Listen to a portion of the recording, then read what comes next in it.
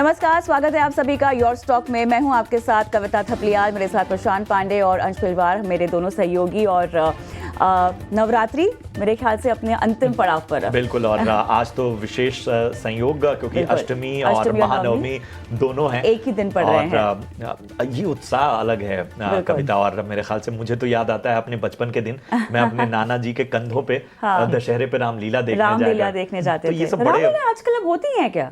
बिल्कुल होती हैं। दिल्ली और उत्तर भारत में खास तौर पे बहुत अलग। बंबई में भी मैंने, मुंबई में भी कई जगहों पे मैंने सुना है कि खास तौर पे रामलीला का आयोजन कुछ थिएटर्स में रखा जाता है। आशुतोष राणा का कुछ मैंने देखा था चलता हुआ। आप गरबा करने गए हो 9 दिनों में? आज पहला दिन होगा जब आखिरी दिन है गरबा का। नहीं, वो वीकेंड है ना, थकान। काफी सारी जगह वीकेंड पर भी मेरे ख्याल से एटलीस्ट कल तक तो हम गरबा वगैरह होता हुआ देखेंगे। तो चलिए इसी जोश के साथ शो का भी आगाज करते हैं और अगले 1 घंटे जो है हम आपके स्टॉक स्पेसिफिक सवालों के जवाब देंगे। देखिए, शुभ दिन है और शुभ दिन अगर आपको कोई शुभ खरीदारी करनी हो तो बिल्कुल भी देरी ना करें, अपने सवाल हम तक पहुंचाए। सवाल पूछने का तरीका आपको बता देते हैं। नंबर है जो आपकी स्क्रीन पे फ्लैश हो रहा है। एसएमएस के जरिए, व्हाट्सएप के जरिए अपने सवाल यहां पर छोड़ सकते हैं।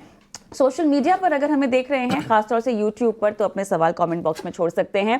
सवाल पूछ रहे हो तो स्टॉक का नाम डाल दीजिएगा, किस भाव पर खरीदा है वो प्राइस बता दीजिएगा और कब तक रुकना चाहते हैं इसका भी हमें अंदाजा दे दीजिएगा, ताकि हमारे एक्सपर्ट आपके सभी सवालों के सटीक जवाब दें।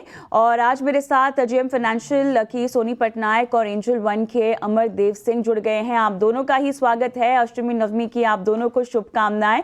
और चलिए यहाँ पर जैसे कि हम देख रहे हैं कि इतना महत्वपूर्ण अवसर है, इतना पावन अवसर है और बाजार में निचले स्तर से रिकवरी भी यहां पर थोड़ी सी आती हुई दिखाई दे रही है।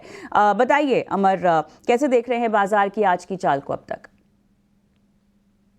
देखिए, ओवरऑल बाजार में अभी जिस तरह की मूवमेंट चल रही है, एक चीज तो क्लियर है कि जो निवेशक हैं वो कहीं ना कहीं, क्योंकि यदि आप एसआईपी का ही फ्लोज देखें और डोमेस्टिक फ्लोज देखें तो उसमें कहीं वैसी कोई कमी नहीं आ रही है।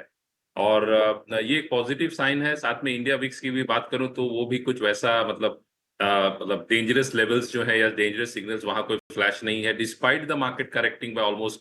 इंडेक्स की बात करूं, बेंचमार्क इंडेक्स निफ्टी की, तो ऑलमोस्ट 1500 पॉइंट्स की हम लोगों ने correction from the highs to the lows देखा और अभी ये 25,000 के आसपास ट्रेड कर रहा है। तो ओवरऑल मार्केट्स में वैसा पैनिक नहीं है डेफिनेटली। हालांकि जो मिडिल ईस्ट में हो चल रहा है वो कंसर्न तो डेफिनेटली बना हुआ है। उसका किस तरह से मार्केट्स पे इम्पैक्ट होगा no one can say right now. But overall ये जरूर है कि one needs to be definitely cautious and alert. It's just like it's a yellow signal, so you have to be slightly cautious while taking positions in the market। और जहां भी यदि decent profits और अच्छे प्रॉफिट्स हो रहे हैं तो वहां कहीं ना कहीं प्रॉफिट भी बुक करते रहना जरूरी है। बट लॉन्ग टर्म ट्रेंड की मैं बात करूं तो कहीं उसमें कहीं भी कोई चेंज नहीं है। Definitely any correction is a buying opportunity, but one needs to restrict to quality names and across the board। जैसे for example pharma has been doing quite well, FMCG has been doing quite well, auto stocks में, two wheeler stocks have been doing quite well, IT में some companies have been doing quite well. तो across the board यदि थोड़ा diversify करके invest करके चलें और long term perspective रखें तो that's always a good opportunity I would से। अदरवाइज हाइंडसाइट में अच्छा लगता है कि यहाँ इन्वेस्ट कर लेते हैं, यहाँ कर लेते हैं। बिल्कुल। तो ये है इंडेक्स पर नजरिया आता हुआ। और चलिए हम चर्चा को आगे बढ़ाएं। और चूंकि नतीजों का अब दौर शुरू हो गया है तो वहीं दूसरी तिमाही में आनंद राठी वेल्थ के मजबूत नतीजे रहे हैं। आय और मुनाफे में 32% की बढ़ोतरी रही है। साथ ही एयूएम में भी 57% का उछाल आया है। इस तिमाही के नतीजों और ग्रोथ आउटलुक पर चर्चा के लिए हमारे साथ जुड़ रहे हैं आनंद राठी ग्रुप के फाउंडर और चेयरमैन आनंद राठी जी। आनंद जी, बहुत बहुत स्वागत आपका। और बेहतर नतीजे, हमें सबसे पहले तो यही बताइए कि वो कौन से खास ग्रोथ ट्रिगर्स रहे जो आपकी दूसरी तिमाही के इन मजबूत नंबरों को सपोर्ट करते नजर आए। देखिए, जैसे आपने नंबर्स देखे हैं कि इस क्वार्टर में पिछले साल इसी क्वार्टर से हमारी 32% की रेवेन्यू में ग्रोथ हुई है और करीब 250 करोड़ के आसपास रेवेन्यू है। और प्रॉफिटेबिलिटी भी 32% से ग्रो हुई है और इस क्वार्टर में प्रॉफिट 76 करोड़ का प्रॉफिट आया है। अगर 6 महीने की मैं बात करूं तो 6 महीने में रेवेन्यू पिछले साल 6 महीने के मुकाबले 35% की ग्रोथ आई है और प्रॉफिट भी इसी तरह 35% से ज़्यादा बढ़ा है। और मोस्ट इम्पॉर्टेंट अपना ड्राइवर होता है कि एयूएम कितनी है। तो एयूएम जो है हमारा जो है पिछले साल का 47,000 करोड़ जो था वो बढ़ के अभी 75,000 करोड़ हो गया है। तो करीब 57% की ग्रोथ जो है एयूएम आई है। तो दे इज ऑल राउंड ग्रोथ। इसके साथ साथ हमारे नंबर ऑफ क्लाइंट्स बढ़ रहे हैं, नंबर ऑफ आरएम बढ़ रहे हैं। तो ये सब मिला के जब आदमी हमारे क्लाइंट्स बढ़ते हैं, बड़ी ग्रोथ आती है, क्लाइंट्स बढ़े और साथ साथ में एयूएम बढ़े। तो ये दोनों आपने देखा हो कि दोनों में करीब हमारा 20% क्लाइंट में बढ़ोतरी हुई है पिछले वर्ष के मुकाबले, और एयूएम तो हमारा 57% बढ़ा है। तो इनके कारण हमारी पूरी रेवेन्यू और प्रॉफिटेबिलिटी दोनों ही बढ़ रही है।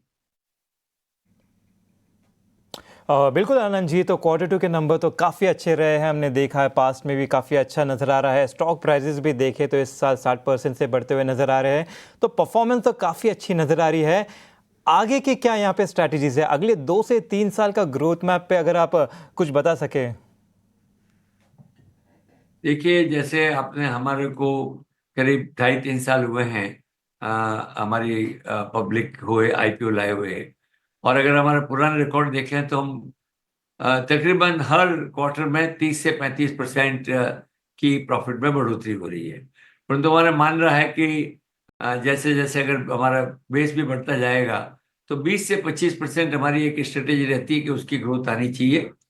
कोशिश करते हैं हर साल एफर्ट्स करके कि उसको और कैसे बढ़ाएं, परंतु 20 से 25% ग्रोथ हमारी स्ट्रेटेजी रहेगी कि कम से कम उतनी ग्रोथ जरूर आने वाले सालों में आ जाए। सर ये बताइएगा, अगर हम वेल्थ मैनेजमेंट इंडस्ट्री की बात करें तो ये किस दर से आगे ग्रो करती हुई आपको दिखाई दे रही है? 3 से 5 साल का नज़रिया अगर हमें समझना हो तो किस और ग्रोथ की ट्रैजेक्टरी आपको जाती हुई दिखाई दे रही है?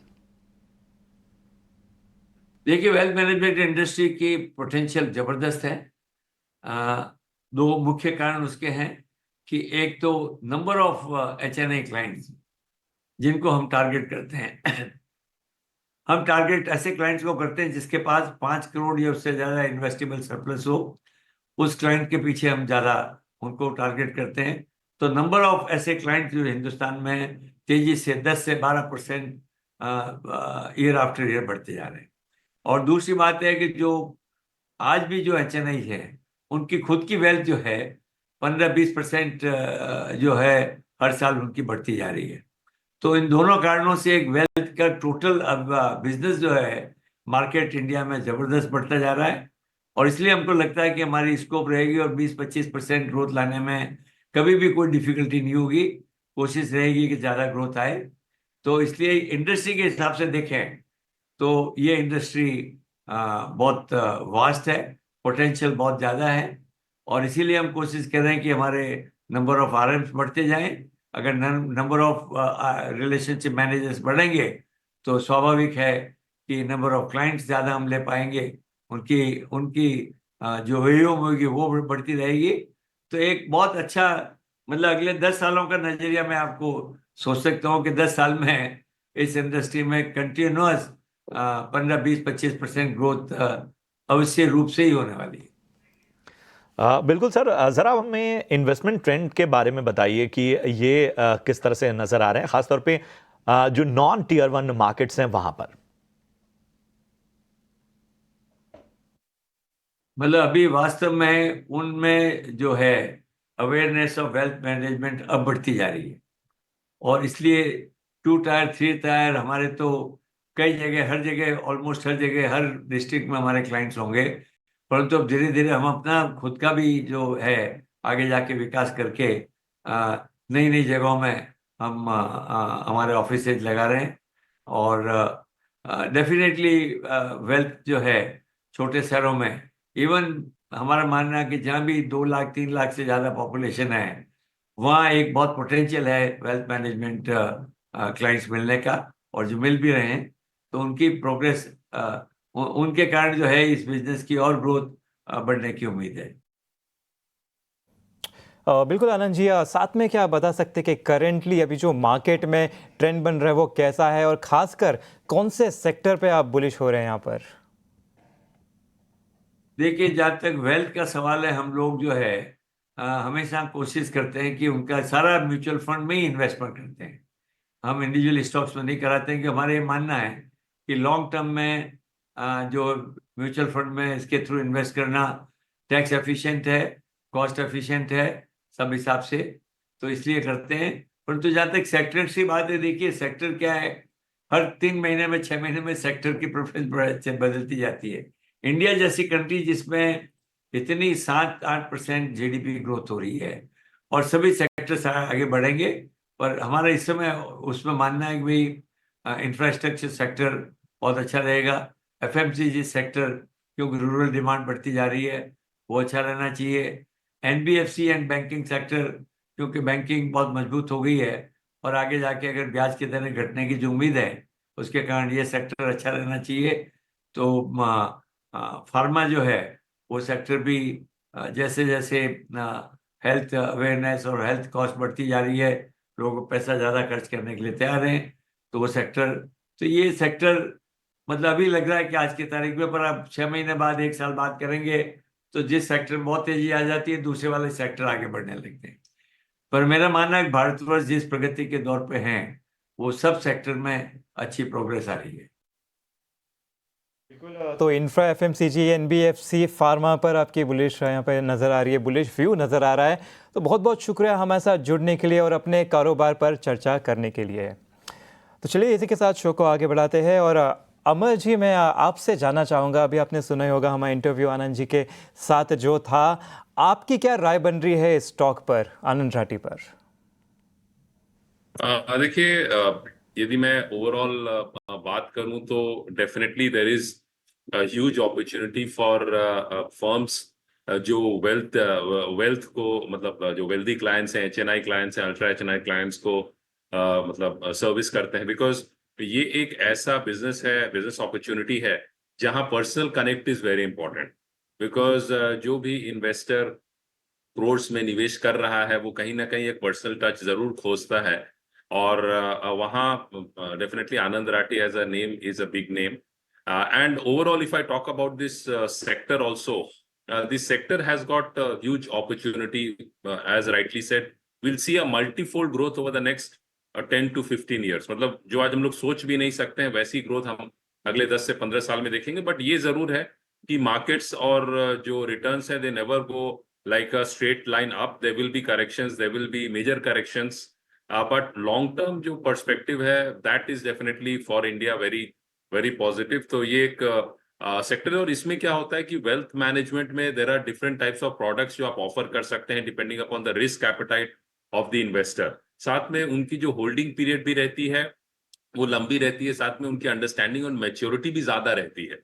So these things all play out very well in the long term, I would say, investing. So जितने भी wealth firms हैं, they are expected to do good provided they are able to deliver and outperform the benchmark indices. वो काफी important रहेगा। Alright, चलिए show को आगे बढ़ाते हैं और झटपट रुक कर लेते हैं हमारे खास सेगमेंट ऑप्शंस के चैंपियन की ओर।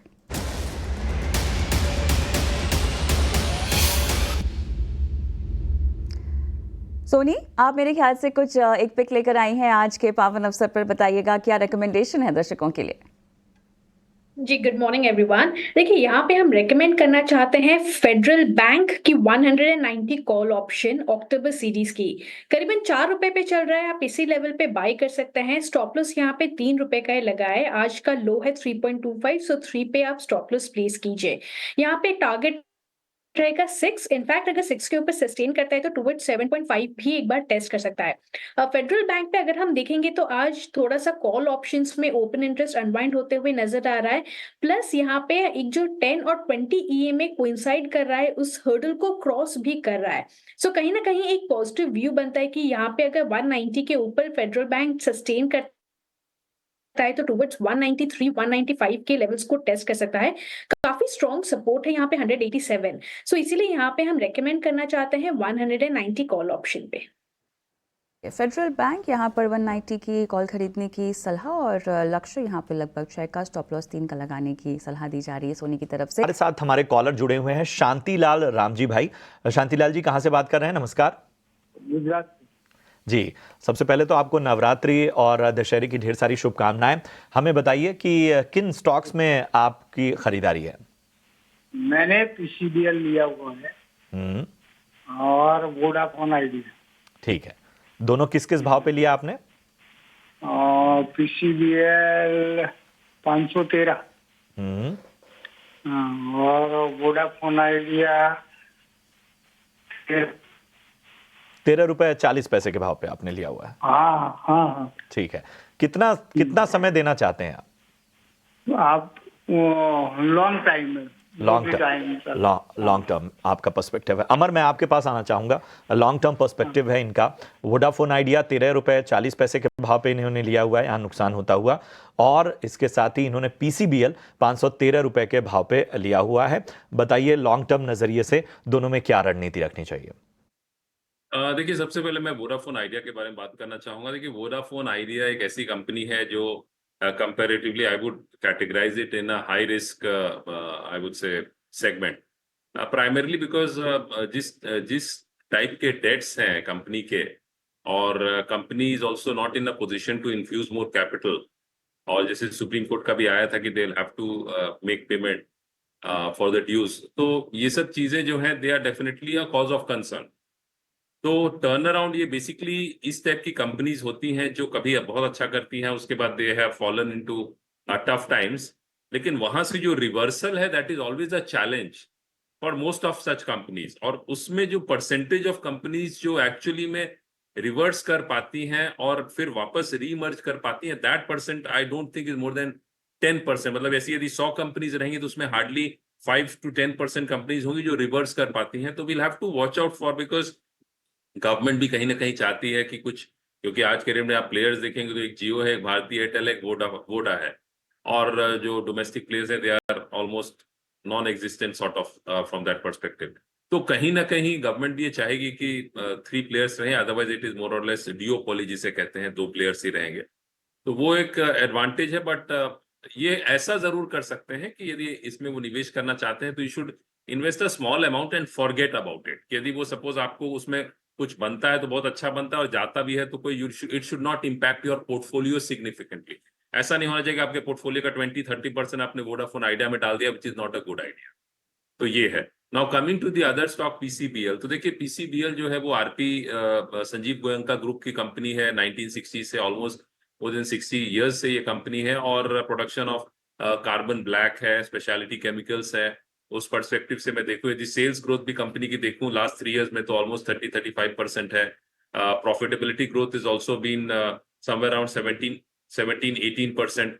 तो कहीं ना कहीं ये जो कंपनी है इसमें ये बने रह सकते हैं from a long term perspective. जी बिल्कुल, तो आपको पूरी डिटेल्ड रिपोर्ट दे दी गई है यहाँ पर वोडाफोन पे और पीसीबीएल पर भी। चलिए इसके साथ आगे बढ़ते हैं और अगले दर्शक के साथ जुड़ जाते हैं। हमारे साथ हरियाणा से अनिल राव जी जुड़ चुके हैं। Anil ji, good morning. Morning sir, कैसे हैं सर? बिल्कुल बढ़िया, बताइए आज आखिरी दिन नवरात्रि का कोई प्लान्स? सर यही पूछना था कि जो धनलक्ष्मी बैंक का एवरेज प्राइस है 49 रुपए 20 पैसे पे, जी तो इसको और एवरेज करना चाहिए या फिर इससे एग्जिट करके किसी और में करना चाहिए? ठीक है। और एवरेज प्राइस क्या होगा अगर एवरेज करें तो? आप लंबे समय के लिए देख रहे हैं या थोड़े छोटे समय के लिए देख रहे हैं? सर मैं जब भी शेयर लेता हूँ तो प्रॉफिट में ही बेचता हूँ, लॉस में नहीं बेचता। अच्छा ठीक है। तो लंबे समय के लिए ही रहेगा सर। जी बिल्कुल।